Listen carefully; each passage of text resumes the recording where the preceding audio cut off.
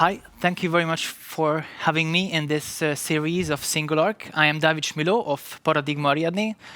Today, in this presentation, I'm going to represent Paradigma Ariadné, but I think it's important for highlight that Paradigma Ariadné is more like a creative collective, which was founded by Attila Róbert Csóka, Szabolcs, Molnár, and me, Dávid Smiló, and we work together with a group of other architects, our colleagues, who together we created all the things that is happening at Paradigma Ariadné.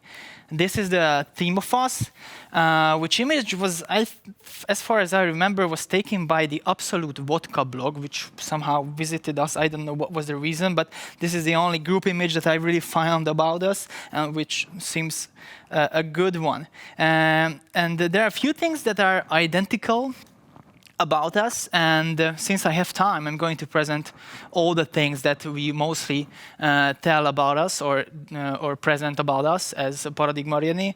The one important thing that we are an architecture studio, obviously, and we are extremely interested in collect archive materials, old books and new books even, and thanks to this, on our tables, where we have our meetings, there are always a massive hill of archive materials and massive hill of old books and massive hill of new books, which we always have to push away if we would like to discuss things about our architectural productional processes that we have in the studio. The other thing that on our walls, we mostly put images on our walls about our craziest ideas that we figure out about architecture. And the reason behind this, because if a client visits us, we would like to make them clear for them that we do these kind of things, and so they have to be familiar our way how we design architecture. Hopefully, I'm going to present this for you, and you will be more familiar with this, what we do, and what does it mean to be crazy. But maybe it's not the best word about us, what we are producing. And the other way, through which we mostly present ourselves, is the way how through introducing our name, because our name is Paradigma Ariadné.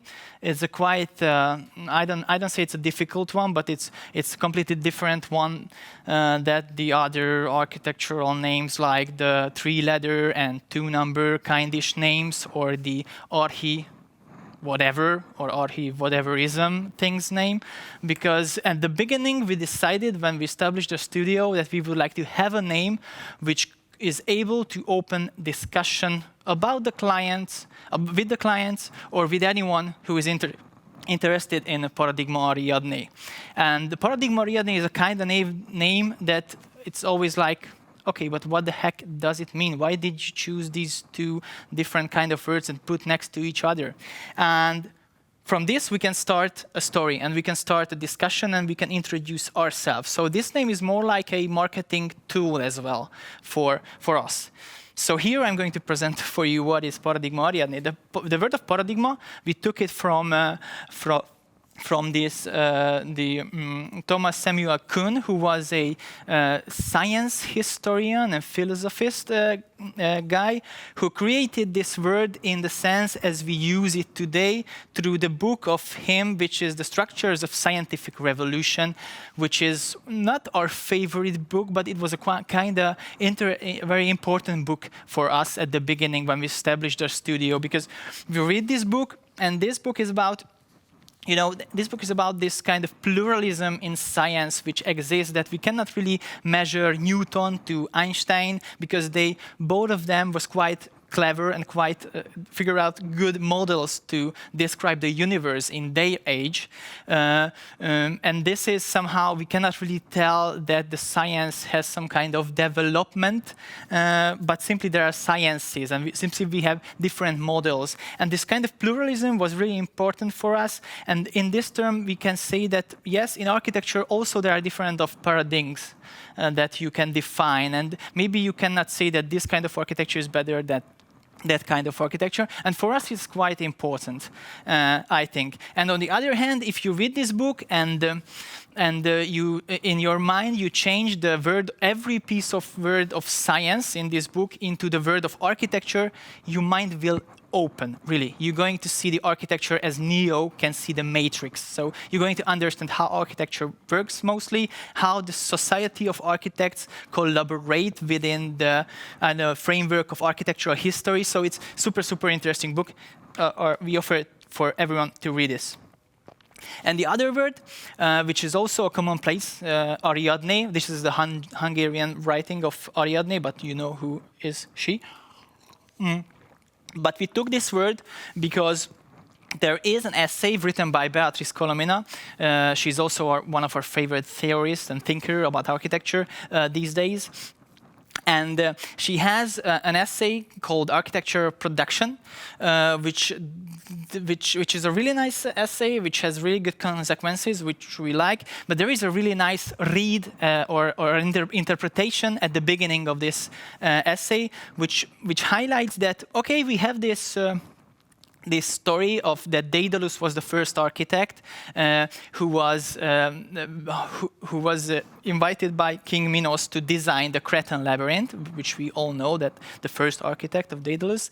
But if we observe this story more closer and start to think about the meaning of what happened after that, then the story continues that Daedalus and Icarus, the son of Daedalus, was enclosed to the labyrinth. And the fact that they did not find the way out of the labyrinth means that raises the question that what kind of architects they are if they were unable to find a way out of the building that they designed.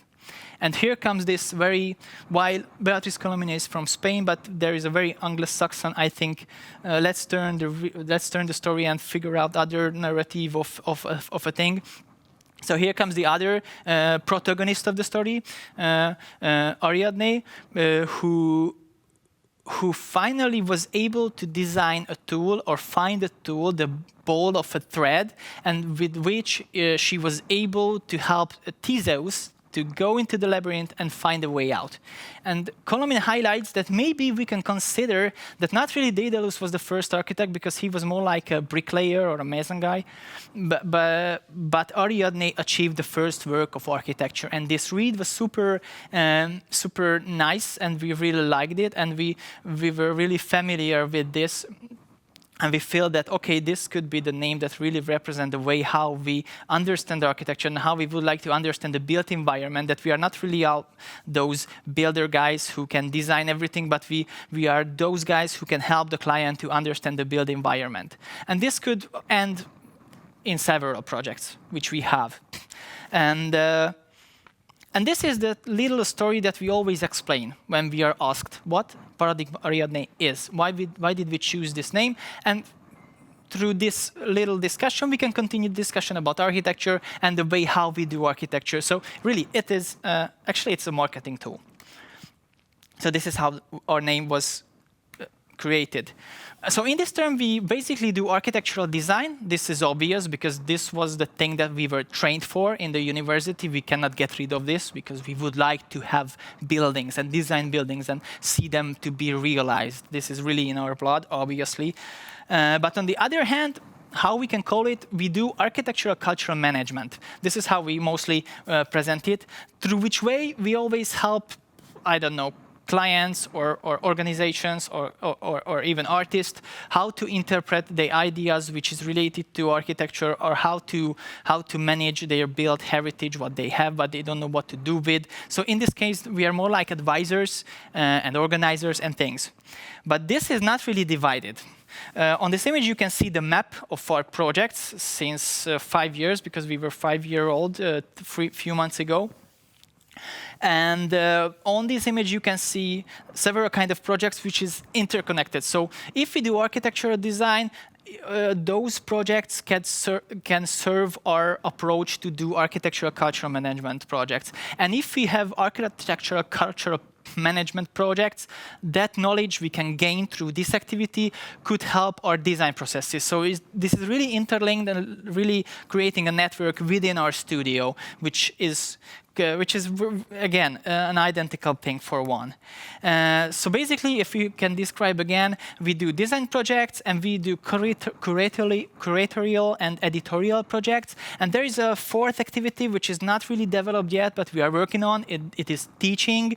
Hence, we started our Theseus project, as we call it, within the studio, which was not really a teaching platform, but somehow a way to redefine the way how an intern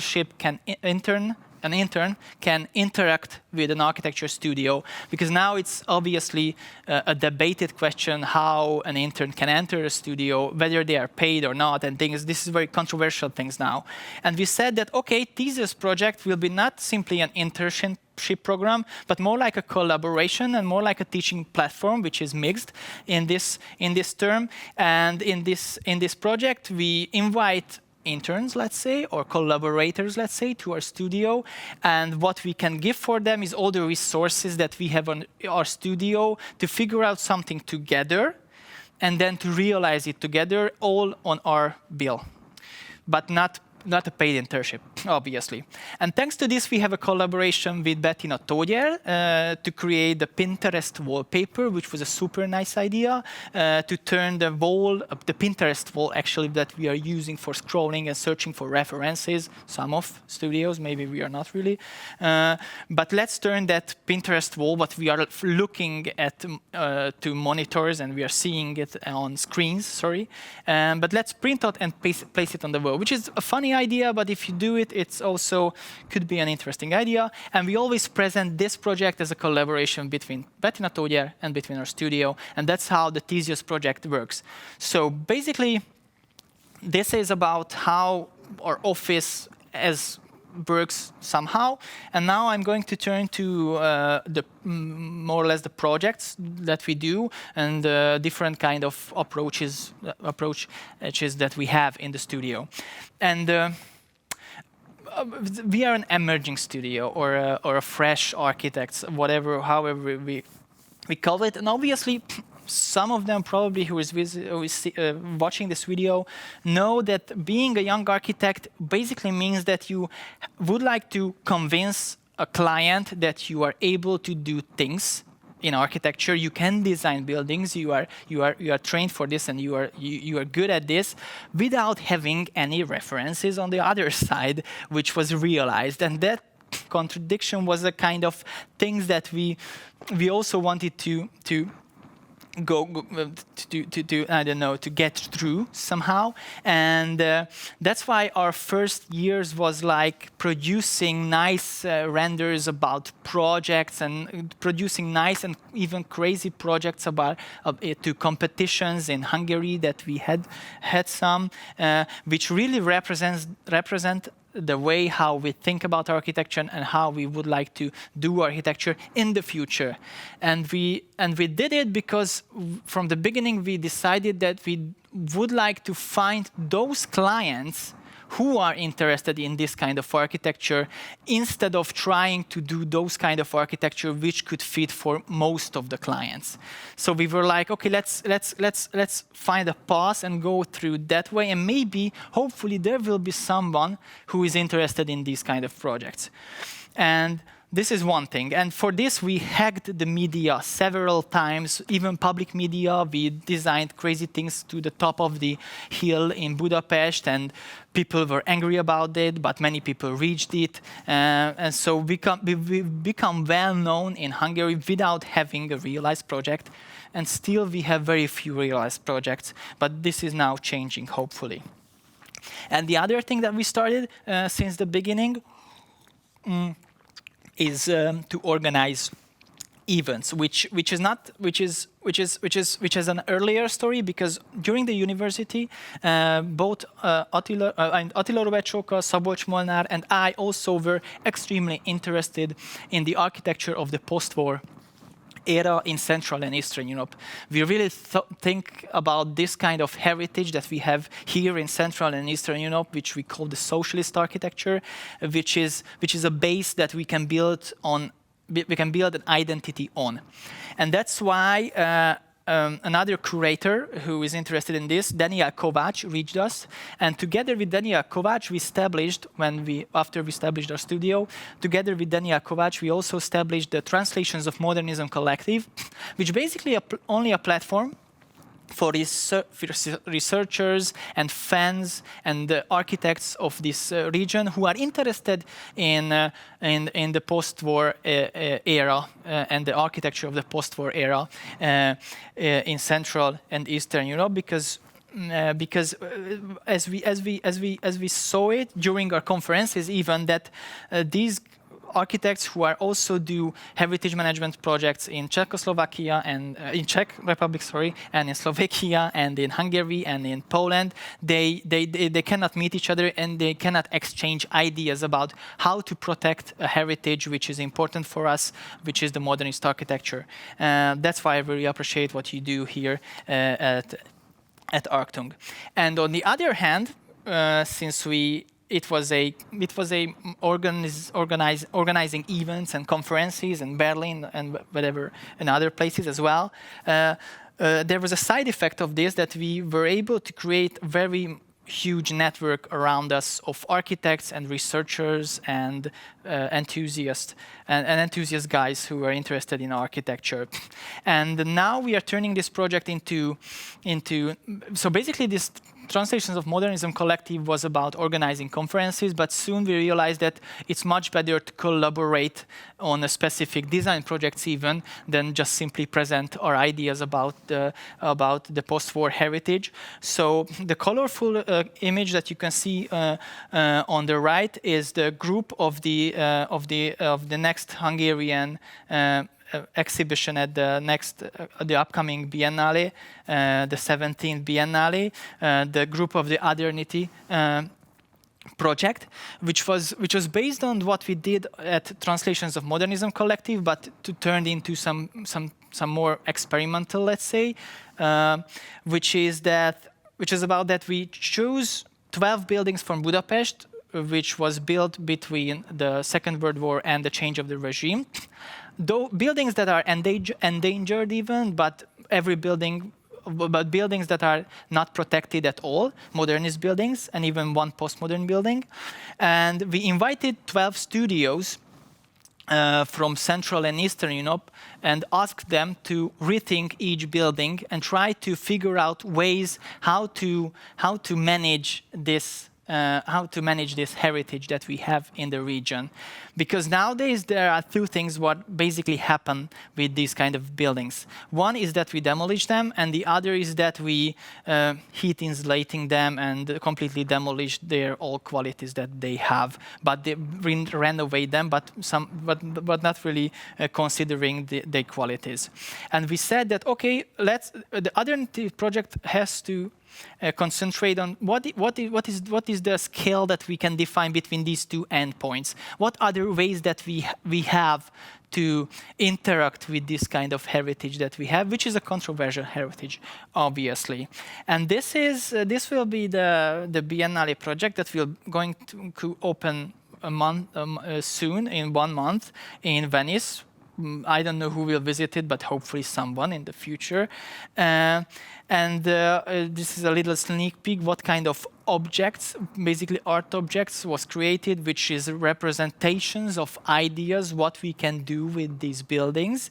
And so on. You are very welcome to visit this exhibition at the Hungarian Pavilion at the 17th Venice Biennale of Architecture.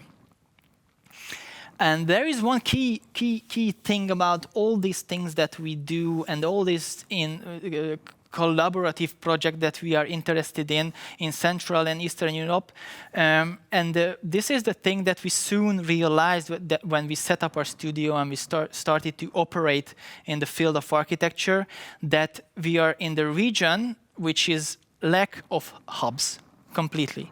I mean, the closest.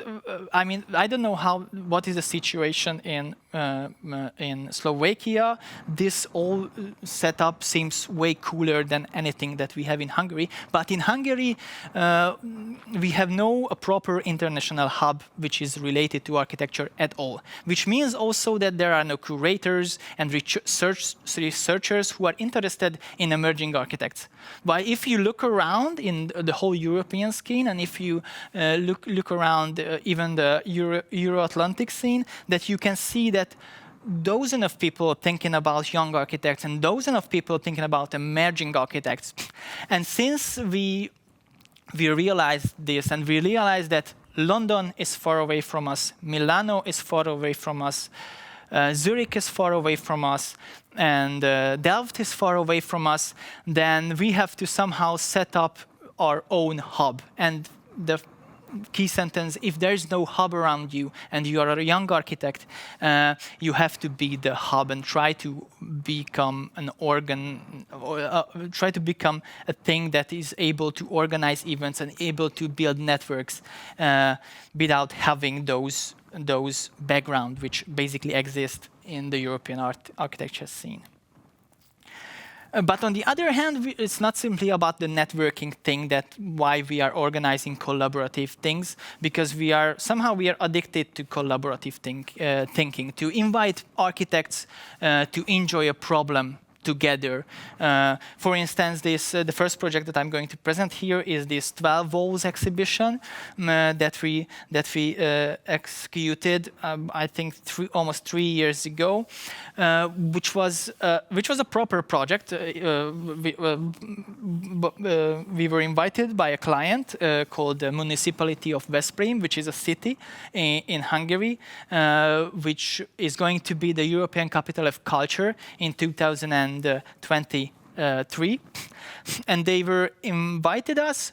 Hence, they have this building in the middle of the city, the yellow one, as you can see, which is the former music school, and the former industrial school of the city,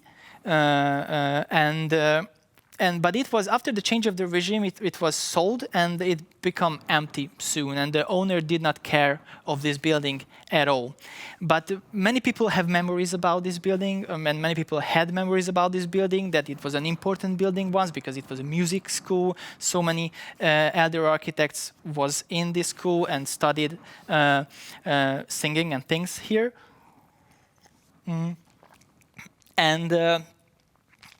And the city bought this building from the owner, and they were like, they planned to turn this building into an office building of the existing theater of Veszprém, which you can see on the other image, on the black and white image.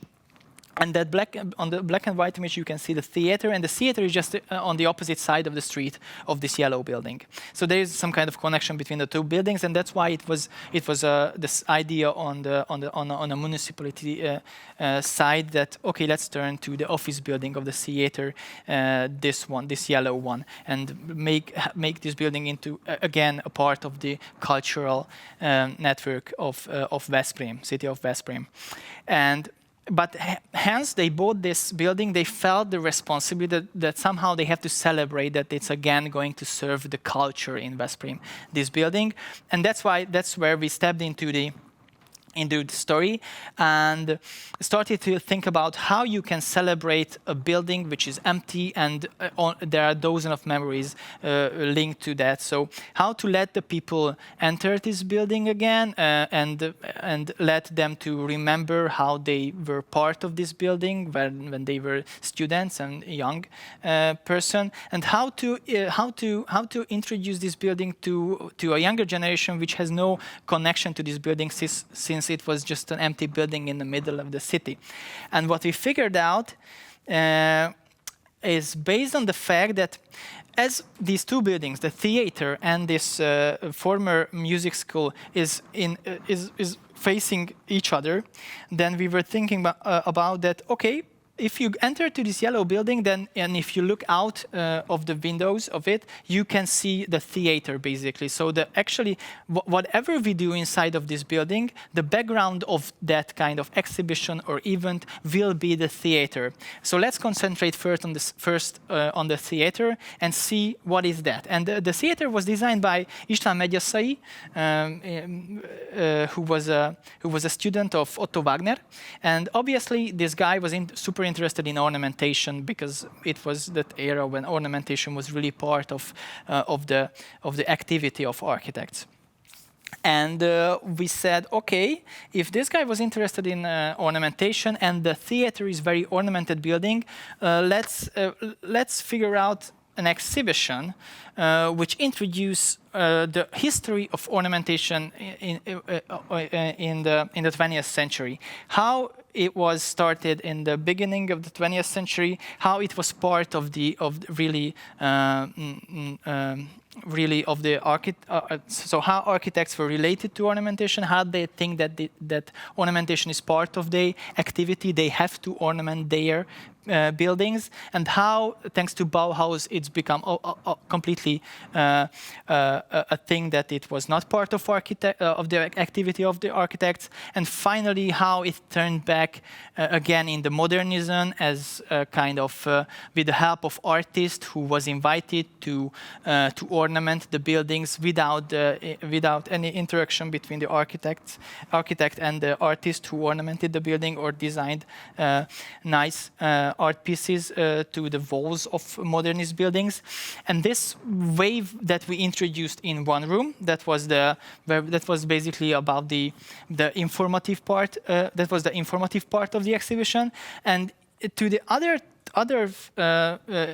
rooms, we actually, which has 12 walls altogether in total.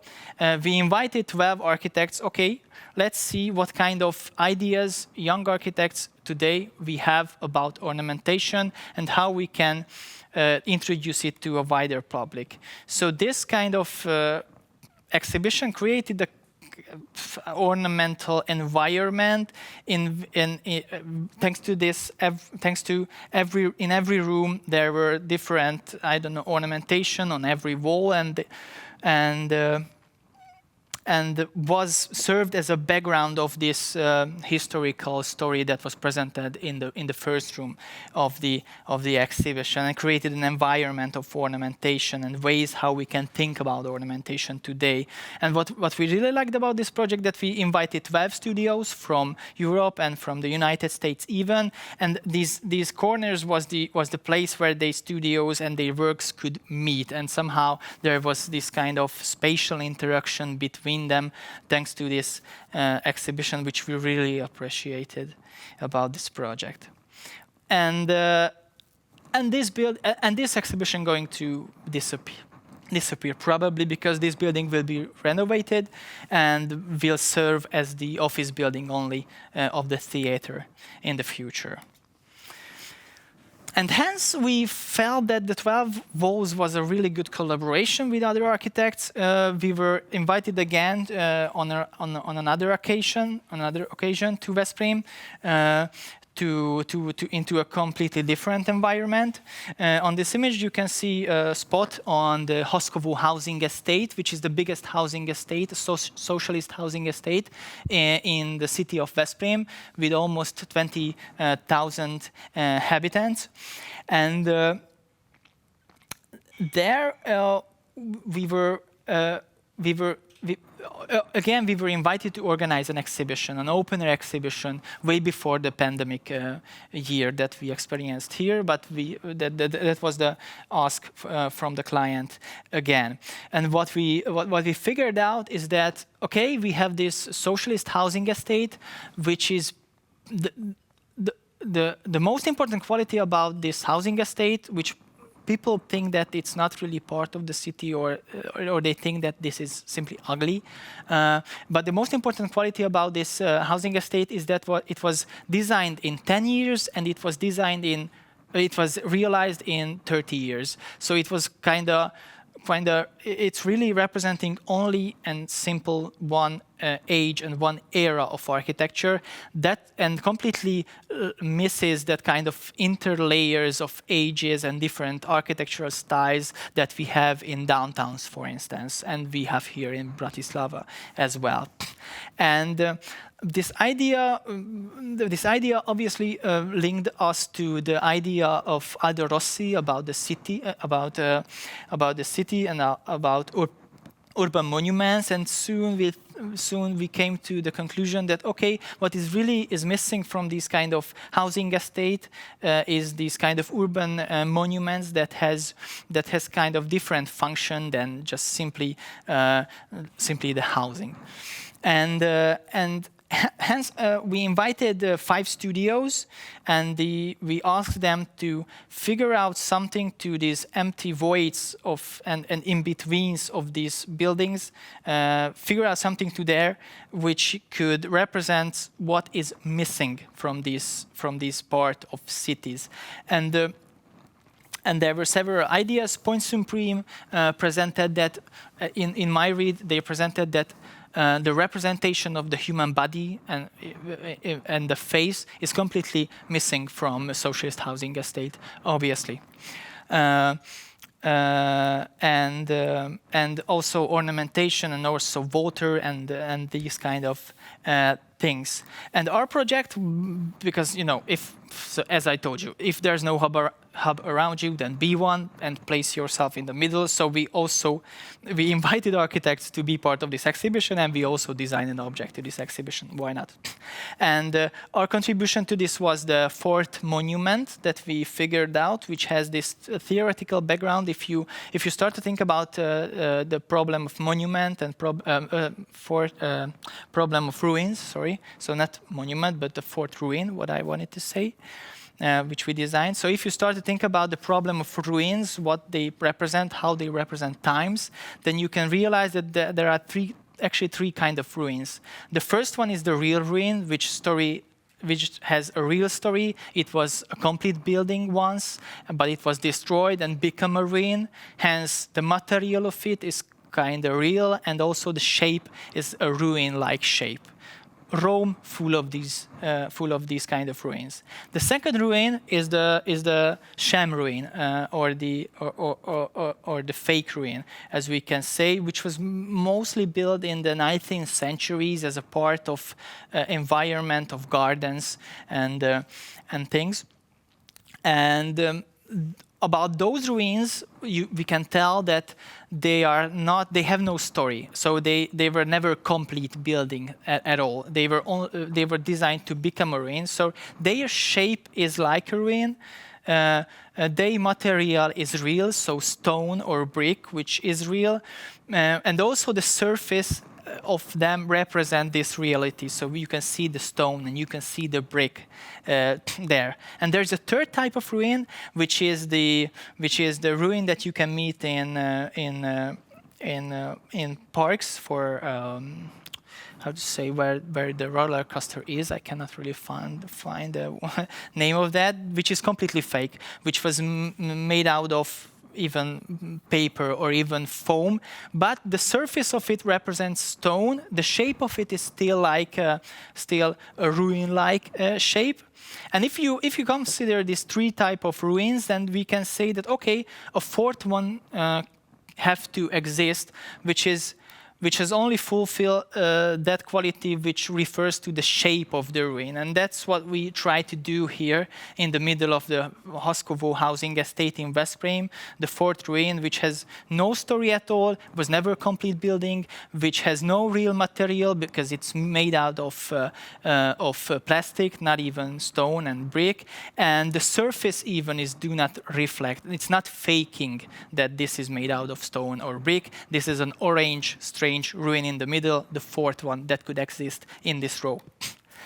The other project, so we are not always do these kind of collaborative things that we are organizing, but somehow we are invited to art festivals to design things for them. And this is that we designed for the Field of Sparks Art Week, which is at Ipolytarnóc, close to the Slovakian border in Hungary. And this was an experiment or a thought experiment to extend the boundaries of critical regionalism. That was an interesting theory that we obviously know previously, but we never used it in practice. I think this is quite important for us, that we like to use theories in practice and like to apply those theories that was created in the 20th century related to architecture. And here we said that, okay, if you consider the Boa Nova tea house in Portugal, then you can see that it's really reflective to those rocks that is surrounded by the building. But if you enter the building, you can see a floor which is even, so you can live on that floor. You can sit, you can place a table on that floor. So in this term, somehow every critical regionalist building is domesticating the landscape, even if somehow the shape of it is reflective. And we said that in this term there should be a radical way, or a very or another way which fulfills that regionalism, which completely accepts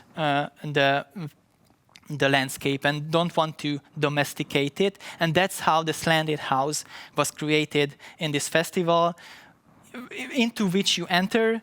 Even the floor is slanted, so it's not good for living, actually. But I think we are super open to design this for real. I mean, this is an installation which is funny, but would be good to have a house which has slanted floor. Why not? It's an experiment.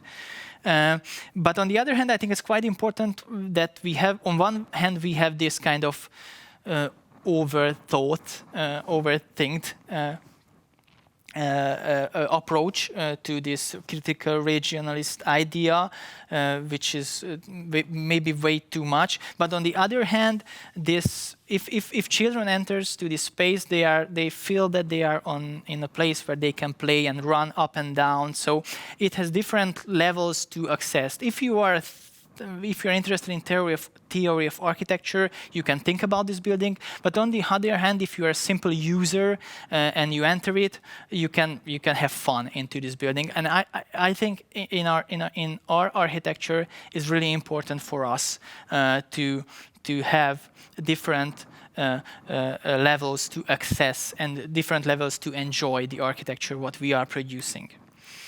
Hence, we have this, and we have this other project, which we created to Hello Wood Festival, which is a very, very famous festival in Hungary, an international one, which festival is about to invite students to the Hello Wood project village and build together with them constructions out of wood. And we was also invited to this building camp, and basically our idea was that we wanted to create some kind of place for memories of those people who are visiting these building camps. And but hence this building camp is only for 2 weeks. In each year. It means that the community of these building camps is an always changing one.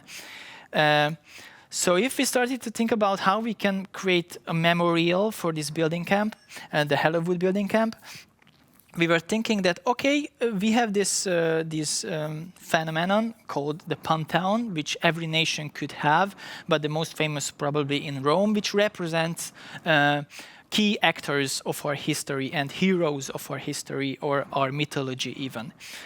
But on the other hand, we cannot really design a memorial for this building camp and a pantheon for this building camp, which is in which we can present heroes that are there for a long time, because they are a changing community. So the heroes are always different, and the most important person in this community are always different. Hence, we were said that, okay, let's have the shape of a pantheon, the core idea of a pantheon, and let's look what happened with this kind of memorial activities that we have in our society in the 200 years that we have. And the other thing that we figured out, or we found out, that the photo booth is a kind of it was a thing that existed in the beginning of the 20th century and the end of the 19th century, which created some kind of space for photographers to photo shoot the clients who were entered the studio. And this was the beginning of the 20th century, and today we can say that we have this Instagrammability that we are wish for, and we have this wish to do always selfies. And somehow we want to mesh all these things together and cross them, and that's how we created the photo booth Pantheon, which is on one hand a simple object from the outside, a regular space from the inside, but between the outside and the inside there is an absurd space, let's call, through which you can enter basically the very wall of this structure, and you can stand into the wall niche, and you can become the bust actually in the wall niche, or the statue of the wall niche, and that's how it's become a selfie spot as well. So we placed into this Pantheon in the middle a GoPro camera, which was able to produce these 360 degrees images, and every people was and every participant was able to go to this photo booth Pantheon and took images of them and remember to this. And obviously we do this a square shaped because of Instagram, and that was how we mash up these things in our which in contemporary remembering. Building projects. This is a project that we designed to Prague. Probably you know about Penta. We don't know too much about Penta, but we heard of them somehow, finally. But in Hungary, they don't have any project, so we were like, why not to apply for a competition to Penta, which competition was to design a residential building into the Vysočany part of Prague, to Czechia, and. Our idea was based on somehow. Our idea was really, I think, a Budapester one, or maybe this thing also exists in Bratislava here. But in Budapest, we have these kind of courtyard buildings, which is very familiar, which is very identical to the city. So the downtown is full of courtyard buildings. And on this image, what you can see, which I really like, because it's really sum up the core idea of the courtyard building, is that. On the right side the right side, you can see a building part which has different height of ceiling than the left part of the building on this image, and that's why there is a stair between these corridors of this courtyard building, and which basically represents that there were I don't know, upper class people or upper middle class people in the beginning of the 20th century in Budapest or in the 19th centuries who was able to pay for those flats that are facing the street and have more lights and these things, and there are poor people and lower class people who was not able to pay for that kind of cheap apartments and only could able to pay for these less good apartments that we can see on the left side of this image. And while it is a bad thing, and while we don't want to redo these things, there is one key idea about this, that this structure was able to let the people to be mixed within one building. So actually this idea was against gentrification. It was impossible to become whole quarters in the city for one type of people who are mostly upper class people. And this was the idea on which we started to think about to do it in Prague. Obviously not on that way so every apartment that we designed into this building is fully comfortable apartments. There are huge windows of them, and a light can go into, and so on. But on the other hand, we also wanted to recreate this kind of mixture of society that could be presented in one building. So on the first floor, we created detached houses, or kind of detached houses, that is mostly for families, or bigger or smaller families, even with gardens. The blue one, you can see they are regular apartments for middle-class people.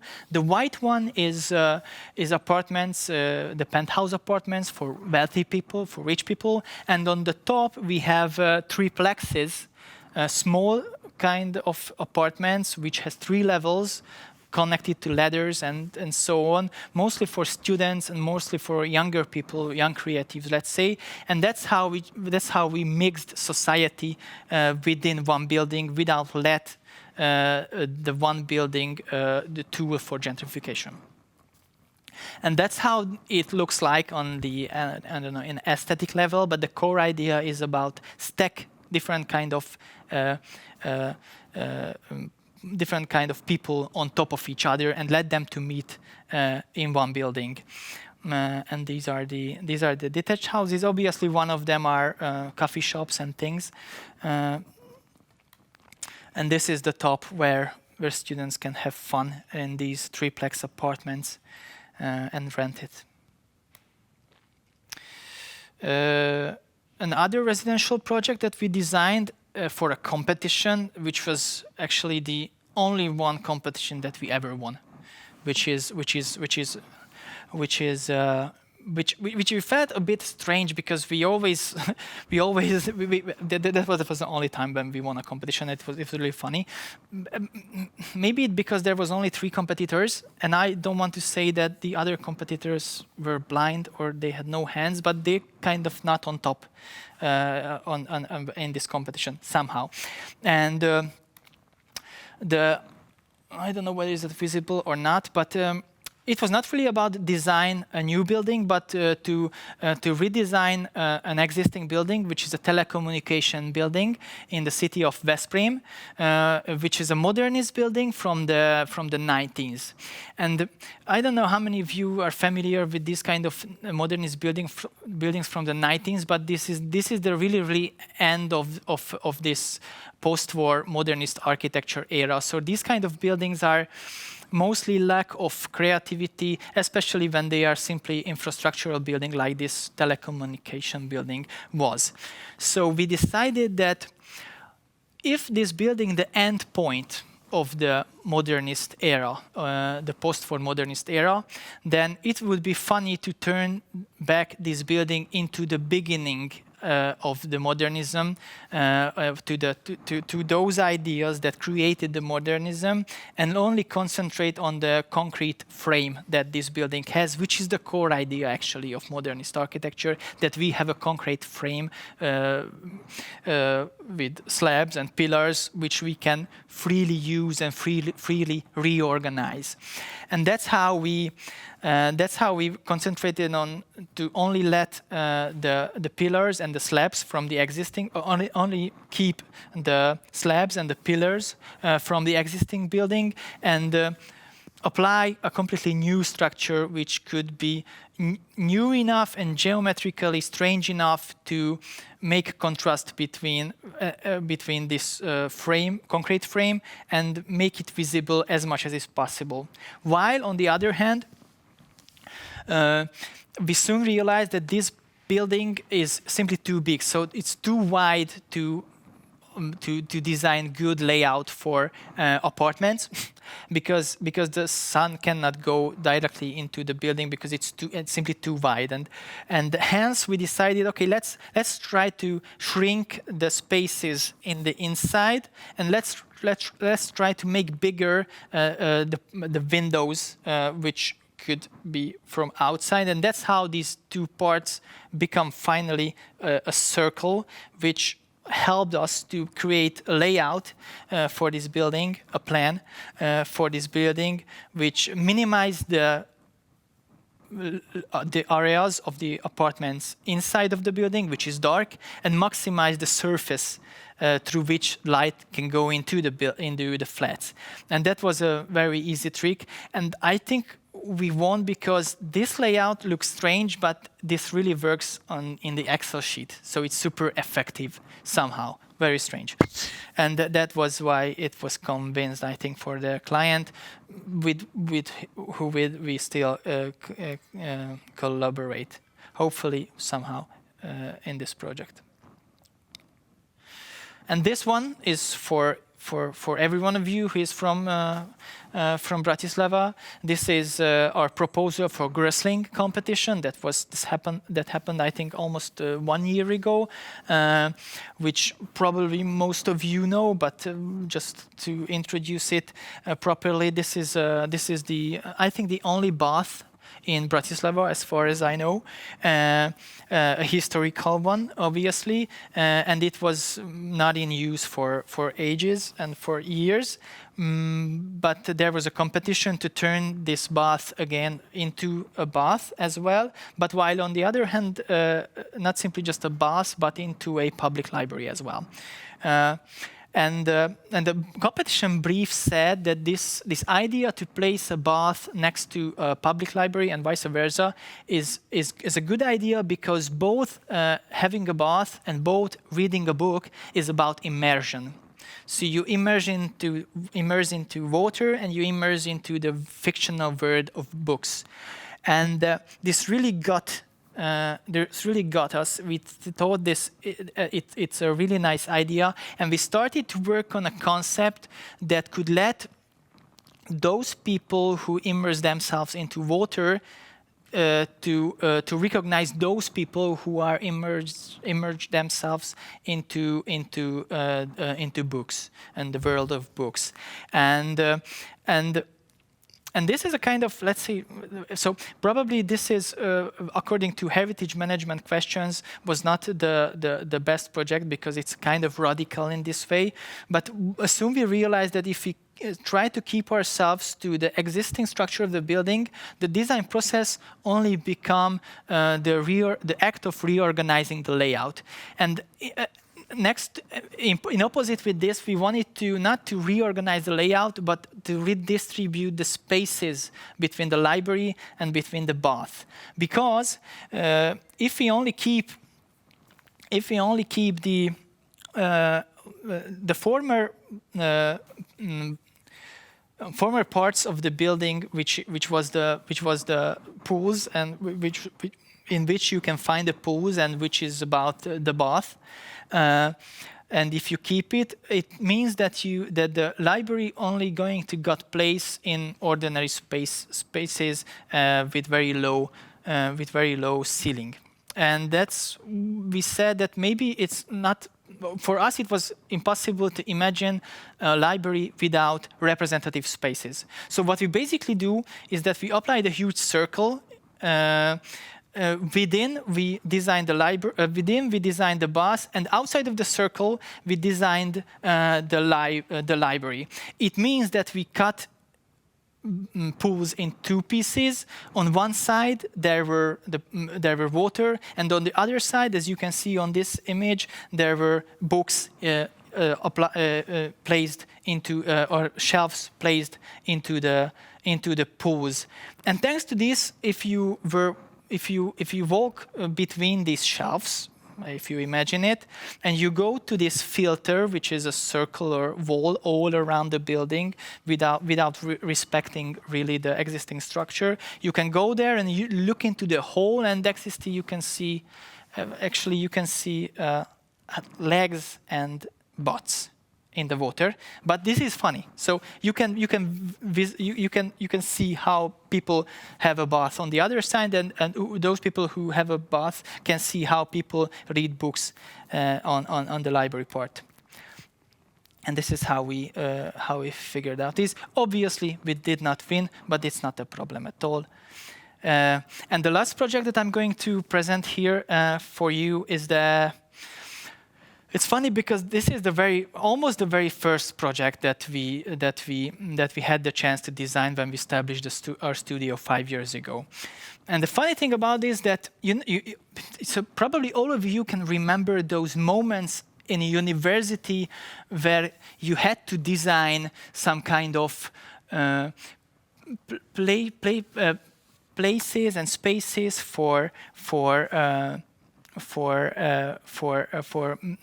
meditating in the reeds, or have fun in the forest, simple benches and like this.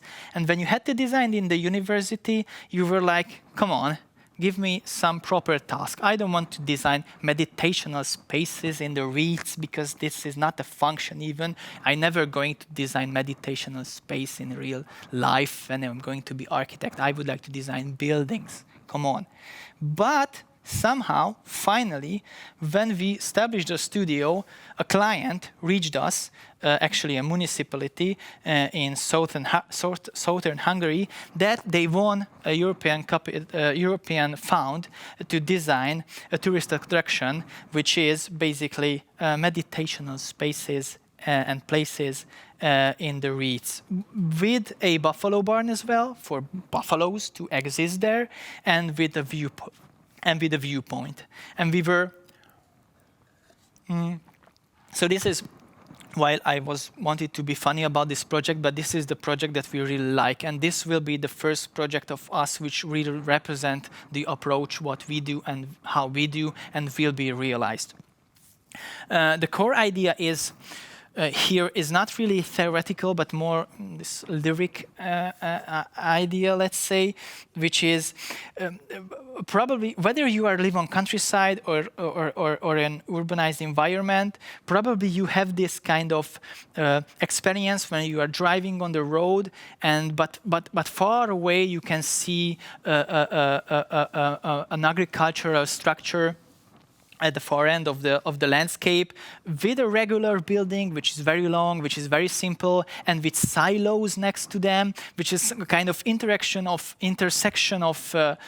I don't know, regional characteristics of architecture and actually high-tech technologies that is used for agricultural production. Probably Rem Koolhaas could tell a lot about these structures nowadays, and we were inspired by this, that okay, let's crash these qualities into one building, which become the Buffalo Barn actually, which is a regular, simply barn, which crashed with this silo form, which was really nice, which we really like.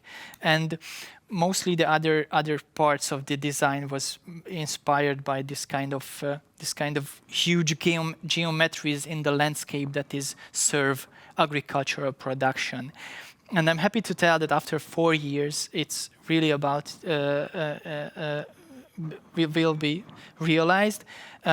We have these objects, let's say 3 spaces and little places for meditation and having fun in the reeds, and 1 buffalo barn and 1 viewpoint. And we organized these little elements next to a curve, which is almost 200 meters long with a 400-meter radius.